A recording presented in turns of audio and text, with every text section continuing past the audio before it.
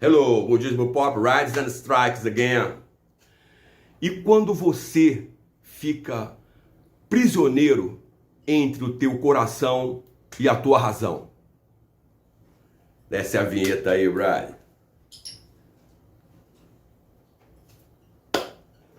Aqui estamos, Budismo Pop, mais uma vez na área. Você sabe, né? Dá logo o seu like, se inscreve logo no canal, sininho de notificações, fica até o fim para mostrar relevância para o YouTube. Felinho tá falando assim, compartilha. Like. Ele tá falando aqui tudo aqui para mim na coxinha. Bom, o que acontece aí é o seguinte. Todos os seres humanos, né, eles vão procurar essa questão de uma maneira ou de outra, gente, desde que o mundo é mundo, tá? Lá mesmo entre as divindades da Suméria, né, dos Anunnaki, né, os colonizadores que vieram de Nibiru estavam discutindo sobre aquilo que acontece de maneira inevitável, como, por exemplo, a órbita dos planetas, e aquilo que acontece porque foi dirigido e provoca consequências. Olha só, essa historinha dos Anunnaki aí, né, gente? O pessoal que gosta da rede vai encontrar com eles por aí, né? São 456 mil anos, né? Antes do dilúvio. Bonito pra caramba. Aqueles deuses astronautas e tal. E, obviamente, que essa questão, ela tem essa magnitude de profundidade e distância no tempo por causa da questão da consciência do ser humano, né, gente? É preciso ver que o hominídeo veio avançando para esse padrão de consciência gradativamente à medida que condições favoráveis foram surgindo e dadas a ele. O cara para de ser coletor e caçador, vai ser agricultor, começa o neolítico, né? Aí come carne cozida e salgada, o cérebro cresce, o cara começa a discutir por sinais, daqui a pouco a linguagem, enfim. Agora, é legal notar que o ser humano ele desenvolveu-se hoje, né? Nos tempos de hoje, e a questão básica continua lá. Como é que você consegue lidar com questões que exigem o extremo da sua razão e o mais profundo do seu coração? Gente, essa é a graça de ser humano. Uau! Agora a filosofia é bonita, hein? Essa é a curtição de existir e de fazer as perguntas importantes, né? Até porque não é perguntar por quê, mas muitas vezes é perguntar para quê, ou qual o propósito. Né?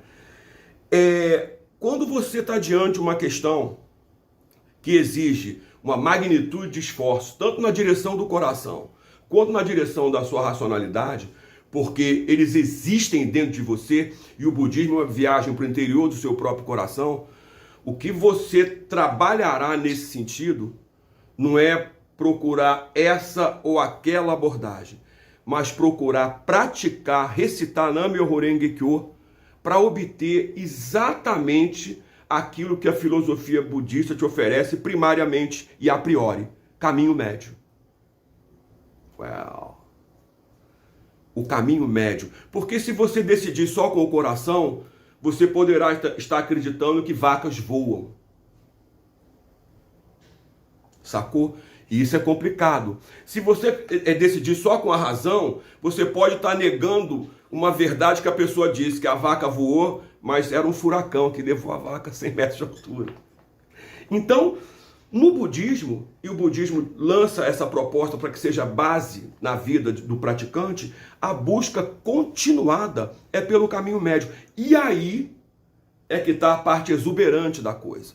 Não importa se a questão é de elevadíssimo âmbito, como o seu coração e a sua razão numa decisão fundamental para a sua vida naquele momento, ou numa mera questão de trânsito, numa mera questão com um amigo, numa mera questão com qualquer vivência. Em qualquer vivência, se você evitar os extremos daquilo que está proposto, a sua chance de acertar aumenta.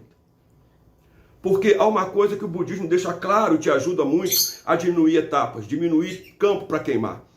A verdade nunca está nas extremas, pô. Come on, man. Até o ocultismo fala isso, né? Se você jogar o pêndulo muito alto para um lado, ele vai voltar na mesma altura para o outro. Hermes Trismegisto. Olha só que lindo. Então, o que o budismo te apresenta? O budismo te lembra o seguinte: ei, o pêndulo está a seu comando.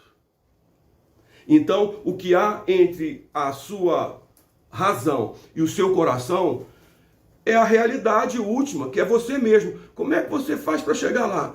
Não há outra maneira, do nosso ponto de vista aqui do budismo pop, a não ser recitar Nam-myoho Renge-kyo, sincera e corajosamente. Porque quanto for a questão de grande porte, quanto mais magnífica for a questão, mais você deve se ater à busca do equilíbrio no que você vai fazer quando você for finalmente agir. E como é que você faz isso? Buscando equilibrar de tal maneira que você extrai o caminho médio daquela busca. Gente, o caminho médio não é mais ou menos. Por que não é mais ou menos? Porque uma mulher não fica mais ou menos grávida, pô. Então o caminho médio é um extrato finíssimo, um equilíbrio profundo entre o que você tem de mais importante, que é a tua razão e a tua inteligência. Se você consegue fazer razão e inteligência trabalharem para você, aí ela produz o extrato fino da sabedoria. Hein? Razão e inteligência, lá na ponta de cima, sabedoria. O que é sabedoria? É o teu estado de Buda. Se você está praticando, é a tua fé virando sabedoria, a tua sabedoria virando ação. E aí o melhor resultado vai aparecer para você. O melhor resultado que você queria empreender vai aparecer para você. Muitas vezes você não vê de imediato. Por outro lado, quando você se habilita a perceber aquele olhar de fundo de campo, você vê que a vida está indo e está na direção que você está determinando. Por quê? Porque a vida termina e começa em você. Então, não se assombre com o volume ou o tamanho das questões, porque caso aconteça isso, é como ser levado pela onda. As ondas não vão deixar de ser fortes porque você está olhando para elas, mas você vai domá-las se você souber usar. Né? Aquele ondão, tu tá na praia, tu faz o quê?